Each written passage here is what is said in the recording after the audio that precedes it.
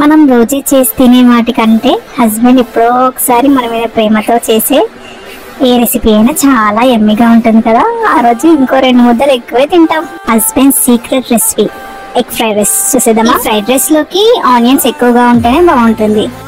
2-3 green chillies, జీరా ఇవన్నీ వేసుకొని బాగా ఫ్రై చేసుకోవాలి. ఆనియన్స్ కాస్త ఫ్రై అయ్యాక జింజర్ గార్లిక్ పేస్ట్, సాల్ట్, పసుపు కూడా వేసేసుకొని మంచిగా ఫ్రై చేసుకోవాలి. అలా కలుపుతూ ఉంటేనే చాలా టేస్టీగా వస్తుందంట.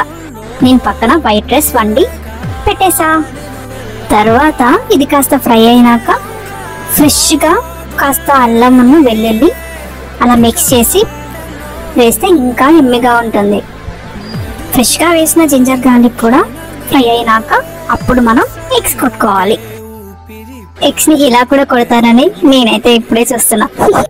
అలా కావాల్సిన ఎగ్స్ వేసుకున్నాక వాటిని ఏమీ కదపకుండా మూత పెట్టేసుకోవాలి.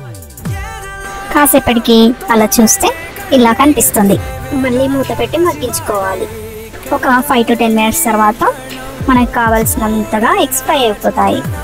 అప్పుడు దాంట్లో ధనియా, గరం మసాలా కూడా వేసేసుకొని మంచిగా మిక్స్ చేసుకోవాలి.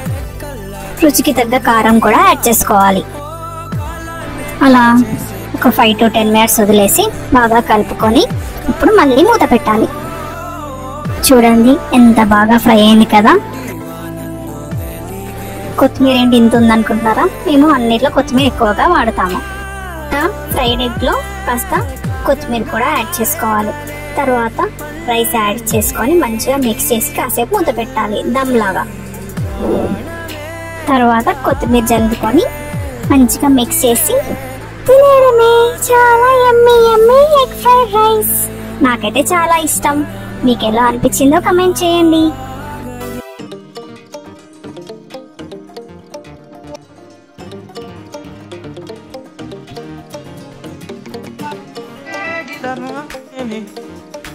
పరుగులు తీసనే